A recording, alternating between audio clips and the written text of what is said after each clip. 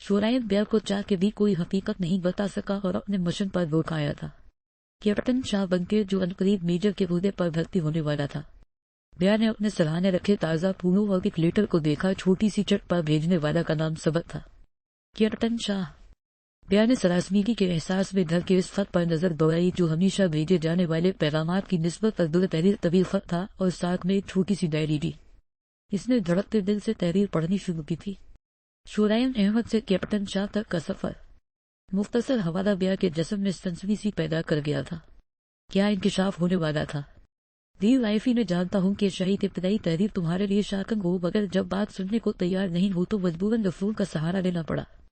جی میں شورائن احمد ہی کیپٹن شاہ، secret forces آئی agent.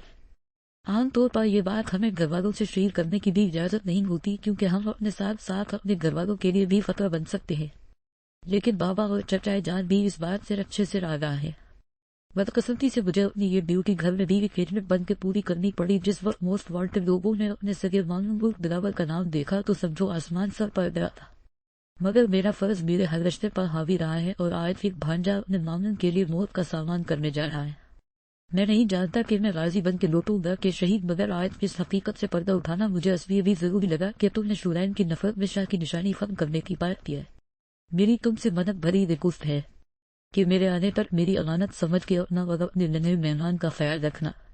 گھر میں سوائے بابا اور تایا کے کوئی بھی نہیں جانتا میں کیوں اور کہاں جا رہا ہوں، اور بھی بہت کچھ ہے جو تم سے پوشیدہ ہے۔ بہت طویل وقت کم ہے۔ شورائن برا نہیں ہے۔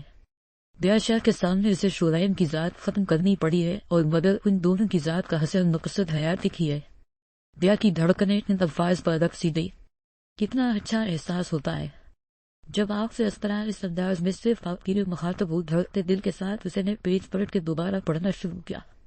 مقصد حیات ہی ہے، اور وہ صرف اس وطن کی خاطر اپنی جان کا نذرانہ دینے سے بھی دریغ نہ کرنا ہے۔ بیئر کو لگا شہید کسی نے بہت اونچائی سے اسے نیچے گرایا ہو، وہ اسے سیکنڈ چوائس بنا گیا تھا۔ ابھی جو وہ کچھ دیر پہلے اس کی محبت کے مختلف پہلو انداز سوچ کی شرما رہی تھی، ایک دم اسے شورائن کے اس انداز پر غصہ آیا تھا۔ اس خط میں شاہ نے صرف شورائن کی سرخومی چاہی تھی، ساری گہر تو ابھی بھی نہ سلجھی تھی۔ ماں سہرا ڈویژن اسوقت مکمل رات کی کالی گھپ چادر میں گم تھا۔ دور دور تک سناٹا دن کو اپنی رانیاں دکھانے والے پربت تب ایک دیویکل پرسرار بنا کا منظر پیش کر رہے تھے۔ ایسے میں پاک فوج کے یہ نوجوان رنگتے ہوئے اچکائی فارل ہاؤس کے قریب پہنچے تھے، کیونکہ ان کے علاقے میں ایک پرندے کو پر مارنے کی اجازت نہیں تھی، ورنہ کسی قانون کو مانے اپنے علاقے میں آنے والا کا سواگت وہ گولی سے کرنے سے دریغ نہیں کرتے تھے۔ ایسے میں یہ نوجوان اندر ہونے والی غیر ملکی بیلن اور اسلحے کی تقسیم سے مکمل آگاہ تھے۔ وہ یہ بھی جانتے کہ اندر بارود ہی بارود ہے۔ ممکن ہے کہ وہ واپس نہ آ سکے، مگر پھر بھی وہ آگے بڑھ رہے تھے، کیونکہ موت کا خوف تو ان سے پہلی ہی ٹرین میں چھین لیا جاتا ہے۔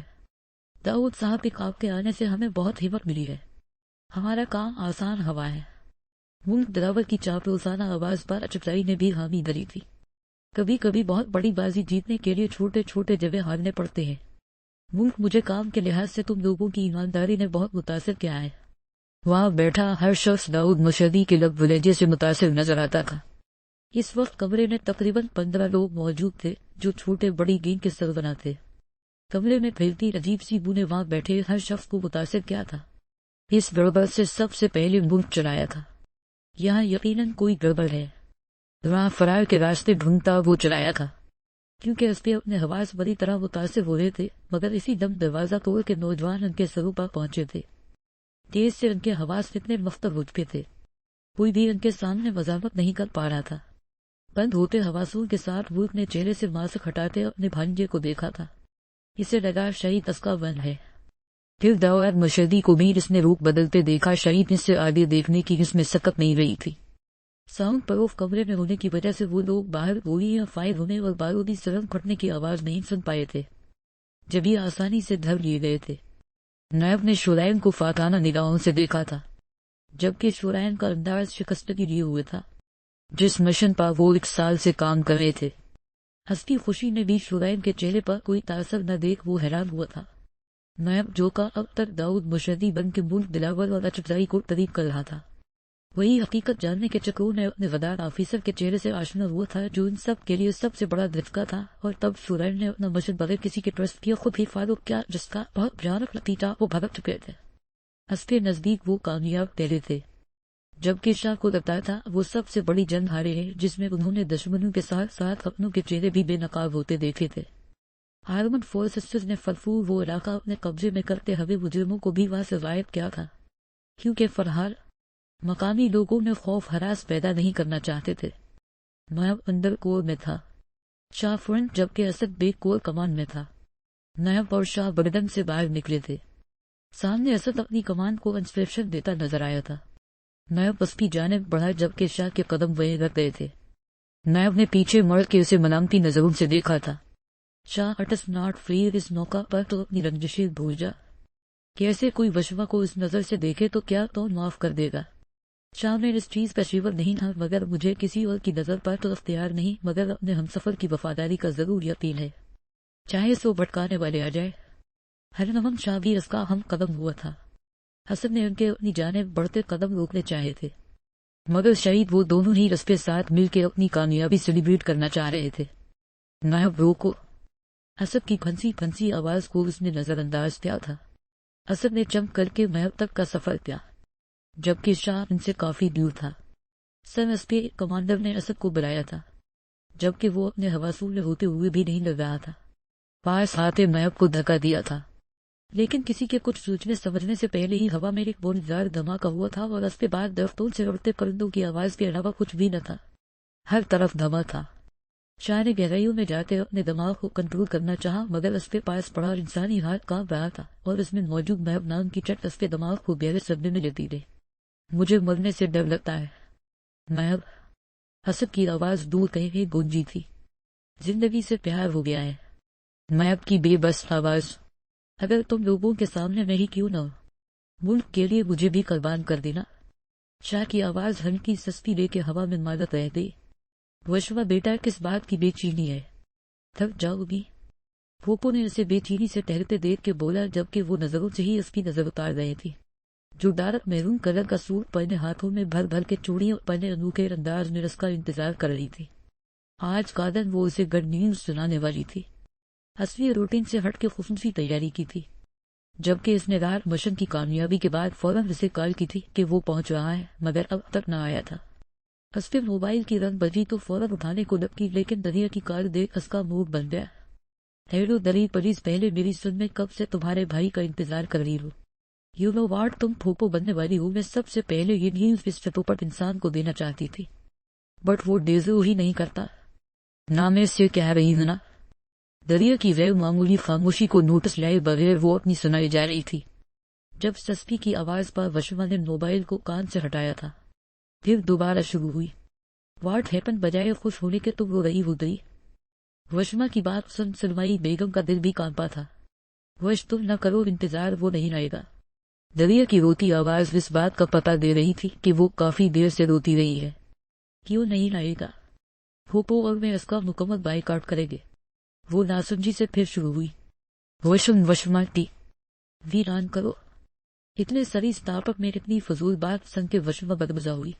کیوں ٹی وی کیوں آن کرو؟ تمہیں پتا نہ کہ مجھے یہ ٹی وی وغیرہ دیکھنا پسند نہیں؟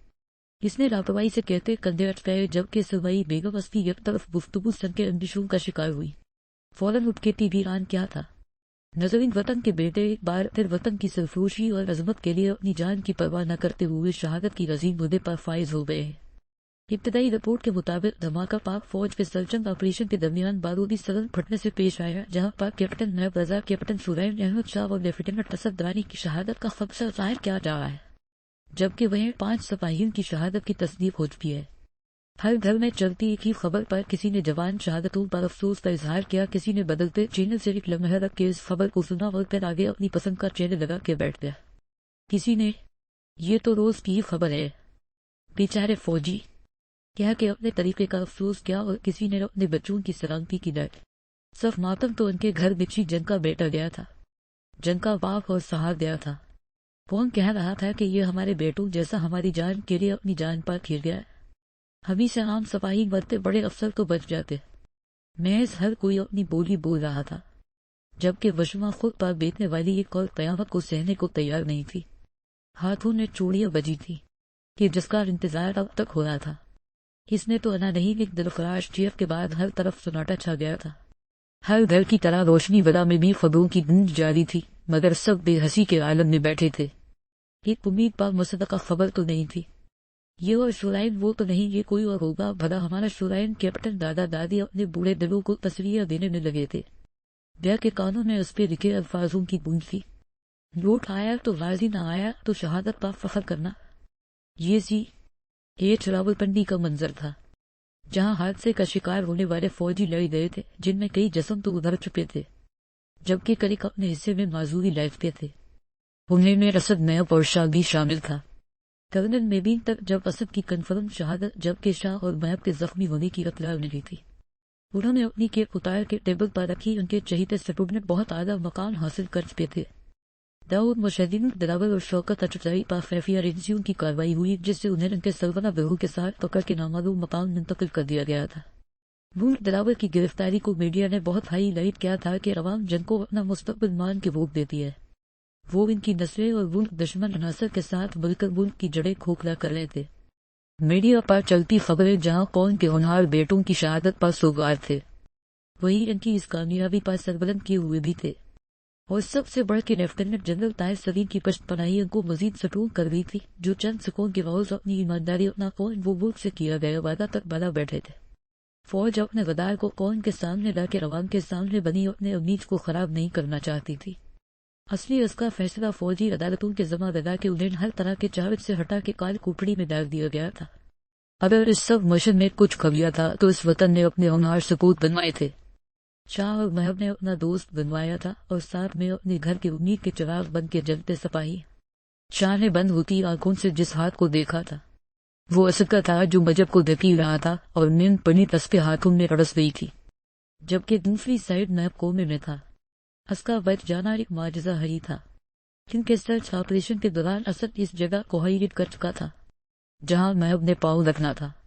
اسے منع کرنے کے باوجود آگے بڑھتا دیکھ اسد نے اسے پیچھے کرنا چاہا، اور اسی دھکم پیڑ میں اس کا اپنا پاؤں ریڈ زون میں جا گیا تھا، جس کے نتیجے وہ ایک دوسرے سے ذرا فاصلے پر ہو کے بچ گئے، جبکہ اسد کا وجود کئی حصوں میں بٹا تھا۔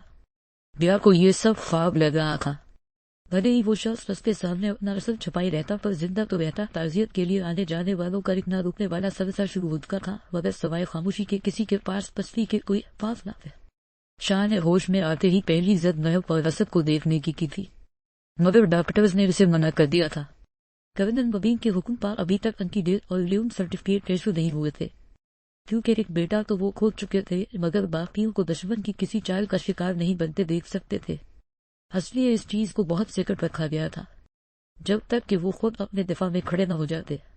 1 سال بعد ڈاکٹر وشما اٹس ایمرجنسی پولیس وزٹ آئی۔ رات کی ڈیلیوری کے بعد اس نے آج ہاسپٹل جوائن کیا تھا۔ نیب کی وائفی کے بیہاف اسے ایج آفر کی گئی جو اس نے قبول کر لی تھی۔ نیب کی بیوہ اور راب کی ماری طرف جینے کی ہمت دیتے دوسرے پر مر جانے کی چاہ پیدا کر دیتے تھے۔ ایک شدید زخمی فوجی اسپریچر پر پڑا تھا، کیپٹن بل کے نام کی پلیٹ اسپی وردی پر جگمگا رہی تھی، جبکہ اسپی آنکھوں کی جوت بجھنے کے قریب تھی۔ خود پر کنٹرول کرتے وہ اسپی ٹریٹمنٹ کرنے لگی تھی۔ یہ اسے فری ہو کہ وہ اپنے روم کی طرف بڑھ رہی تھی کہ گیلی بڑھتے شخص پر اسے جانے پہچانے شخص کا گمان ہوا تھا، اور آج اس نے گمان کو صرف ون سمجھ کے جھٹکنا مناسب نہیں سمجھا، بلکہ بھاگ کے اس شخص کے پیچھے گئی تھی جو ہاسپٹل کے مختلف راستوں سے گزرتا ایک روم میں داخل ہوا تھا۔ آج میں اسے دیکھ کے آیا، میری گڑیا پتا اس کا نام کیا رکھا ہے؟ اس نے میزاب رحمت وہ اتنی پیاری ہے کہ اپنی ماں کو بھی خوبصورتی میں پیچھے چھوڑ دیا۔ اس نے آج وہ 6 مہینے کی ہو گئی ہے اور رات 4 منٹ کا۔ رات کے ذکر پر وشما نے حیرت چڑھائی، دور کے شیشے سے دیکھا۔ وہ شخص یقیناً شاہی تھا، مگر کس سے مخاطب تھا یہ نہیں پتا تھا۔ اسے رات واقع 4 منٹ کا ہو چکا تھا، اور میزاب وشما سے مزید برداشت نہ ہوا تو وہ ڈور دھکیل کے اندر آ گئی تھی۔ شاہ نے چورتے ہونے والی ہستی کو دیکھا، جبکہ وشما کی نظر اس پر سے وہ بستر پر لیٹے شخص پر پڑی تھی۔ پوری بڑھدنگ اپنے وجود سمیت اس پر آن گری تھی۔ محب؟ ہاں نہیں، بلکہ یقیناً سامنے پڑا وجود محب کا ہی تھا، جو ساکن آنکھوں سے چھت پر نظریں جمائے ہوئے تھا۔ وشما وہ؟ شاہ نے آگے بڑھ کے اس اچانک بنی سچویشن کو سنبھالنا چاہا تھا، جب وشما کا ہاتھ اس پہ غائب پڑا تھا۔ کس نے آپ کو حق دیا کہ اتنی بڑی بات آپ ہم سے چھپاؤ؟ شاہ کو پیش بھرے انداز میں دیکھتی وہ اس پر بھڑکی تھی، جبکہ اس کا یہ ریفشن اس پہ حواس چل کر دیا تھا۔ وشما بیٹھو، میں تمہیں سب بتاتا ہوں۔ کیا بتائے؟ آپ کی خود غرضی نے 2 بچے باپ کے ہوتے ہوئے بھی اپنی کے نام پر زندگی گزار رہے ہیں، اور میں تم۔ وہ تیزی سے میپ کی طرف آئی تھی۔ تم تو تھے ہی ہمیشہ سے خود غرض، نہ اس لیے ہمیں چھوڑ کے پڑے ہو یار، چاہے وہاں ہم جیے ورے تمہاری ماں بھی تمہاری طرح خود غرض نکلی، تمہارے جانے کے بعد وہ بھی ہمیں چھوڑ گئی اپنے بھائی کی طرح بھی بیٹا ہی۔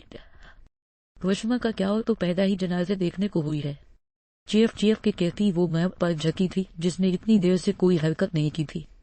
وشما نے ایک خدشے کے تحت شاہ کو دیکھا جس نے اس بات میں سر ہلاتے اس پہ خدشے کی تصدیق کی تھی۔ وہ گرنے کے سے انداز میں اسی چیز پر بیٹھ گئی تھی جہاں ابھی شاہ بیٹھا تھا۔ کتنی دیر اس کا بے جان ہاتھ پکڑے روتی رہی تھی۔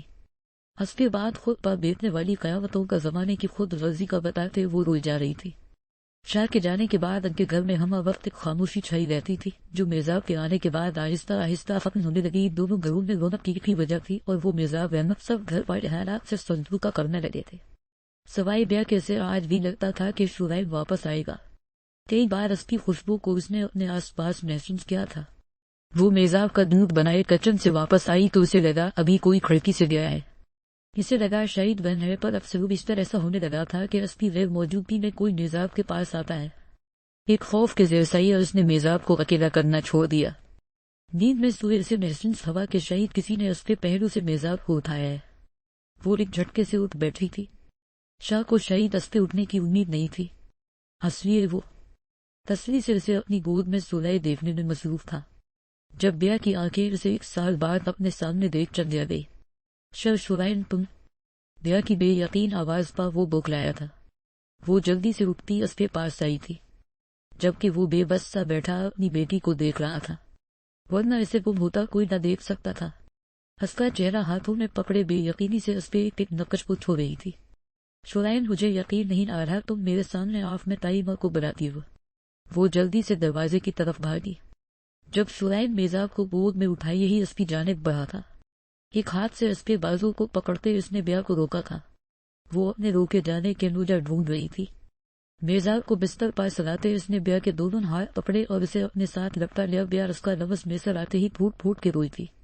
کتنا ترسی تھی وہ اس کی محبت کے لیے۔ خاموشی سے اس کے بال سنبھالتے کتنے لمحے خاموشی کے نظر ہوئے تھے۔ جب شورائن کے ہاتھ میں پنی گھڑی نے بلی نے کیا تھا، وہ جلدی سے خود سے الگ کرتا کھڑکی طرف بڑھا۔ بیا نے بھاگ کے اسے روکا۔ کیوں جا رہے ہو؟ بغیر کچھ سمجھائے بتائے ایسے نہ جاؤ پلیز۔ وہ اس سے لپٹی جا رہی تھی، جبکہ وہ بھی خود پر کنٹرول کرتا بام شکل اسے خود سے الگ کیا۔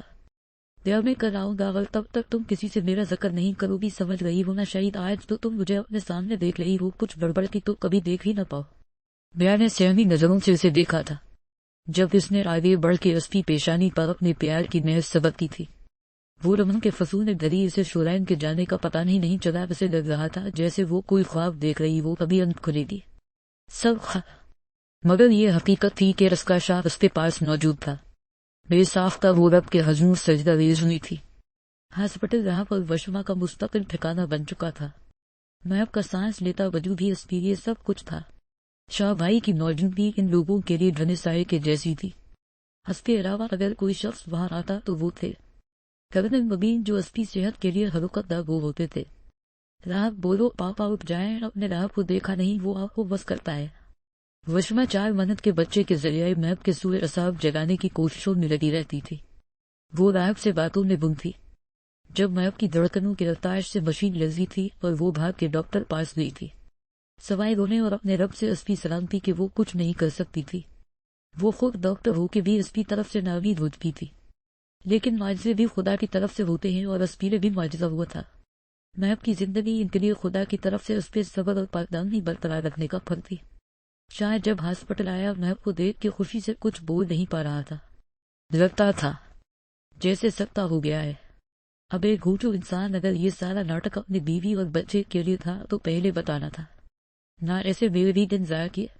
وہ ڈانٹ سے اس پہ بال سہلاتے ہوئے بولا کہ طویل اندھیری شب کے بعد دنیا کی رونقیں اس پہ سامنے بحال ہوئی۔ سب سے بڑھ کے آپ کا وجود وہ جانتا تھا کہ وشما اسے کوئی سرپرائز دینے والی ہے اور اسے ریڈی رہنے کا کہا کہ وہ خود دنگل کون میں گم گیا تھا۔ انہوں نے اور دوسری تنظیموں کا ایک عظیم مالی اور جانی نقصان کیا تھا جس وجہ سے ان لوگوں کو انڈر گراؤنڈ کر دیا گیا تھا اور محب اور شاہ کو کم از کم نوالا ٹھنڈا ہونے تک خطرہ سے رپوش ہونا رہنا تھا۔ کتنے مزے کی بات تھی کہ ان کو غائبانہ نماز جنازہ کئی جگہوں پر ادا کی گئی تھی۔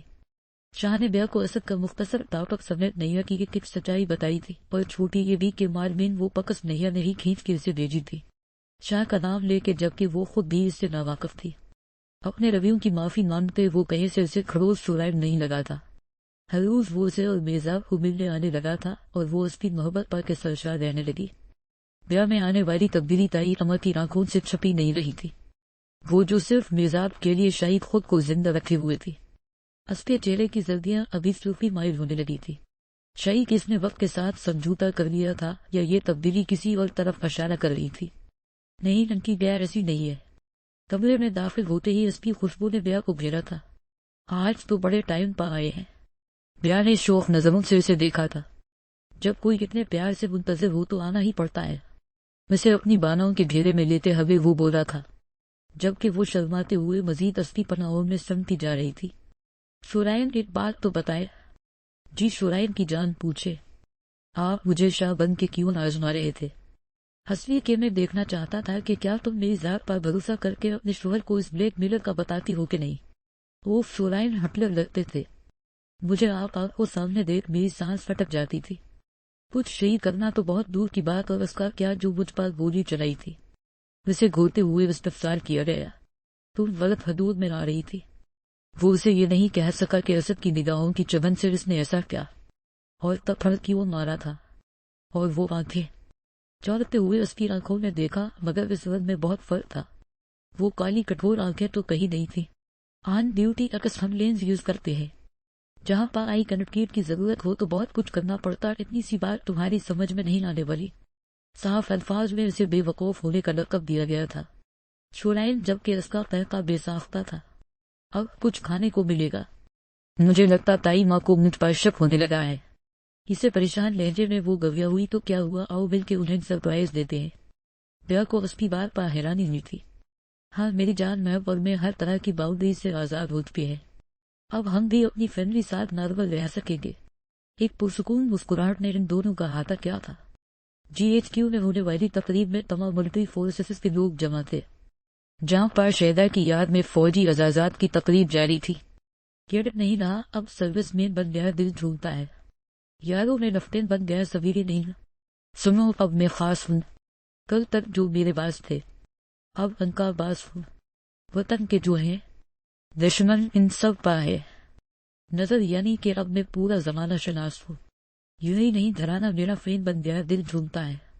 یاروں میں لفٹین بن گیا، اب کیا بتاؤں کتنے رگڑے لگے مجھے، جتنے بھی پڑے ٹڈے تگڑے لگے مجھے، پٹکو لگا کبھی اور کبھی گورکھا بنا، کئی بار مورچے میں خود مورچا بنا، کھا تھا کر سٹ کے خود کے بر، دل جھومتا ہے۔ یاروں میں لفٹین بن گیا، خالہ کا فون ہے، کبھی کھپو کا فون ہے، نونا کی کال ہے، ادھر تایا کا فون ہے جو لفٹ نہ کراتی تھی، اس کا بھی فون ہے۔ سب رشتے داروں کا نور عین بن گیا، دل جھومتا ہے۔ یاروں میں لفٹین بن گیا، یہ جذبات کا اظہار ہے۔ ہمارے ملک کے ایک باہمت نوجوان کے جس نے پربتوں پر مشن انجام دیتے ہوئے اپنے ملک کی خاطر اپنی جان کا نذرانہ دیتے ہوئے اپنے دوستوں کی جان بچائی۔ ایک شرارتی کھرندرا نوجوان دوستوں اور گھر والوں کی جان لیفٹیننٹ اسد شہید کو مکمل فوجی اعزاز کے ساتھ تمغہ رسالت سے نوازا جا رہا ہے، جو شہید کی والدہ کا یہ اعزاز وصول کرے گی۔ میجر شورائن اور کیپٹن محب کے شانہ بشانہ چلتی مسز درانی نے اپنے بیٹے کے نام کا تمغہ وصول کیا۔ جب ان سے چند الفاظ کی گزارش کی گئی تو وہ کچھ بھی نہیں کہہ سکی، کیونکہ ان کے بیٹے کو تو زندگی سے پیار تھا۔ وہ بھلا کیسے اس کی موت کا قصہ اپنی زبان سے بیان کرتے۔ سٹیج پر رسوان کا ذکر وشما کی آنکھیں فخر سے نم کر رہا تھا۔ اپنے بھائی کے لیے اعزاز لیتے ہوئے اسے ایک شہید کی بہن ہونے پر فخر محسوس ہو رہا تھا۔ ہم کو ہر دور کی گردش نے سلامی دی ہے۔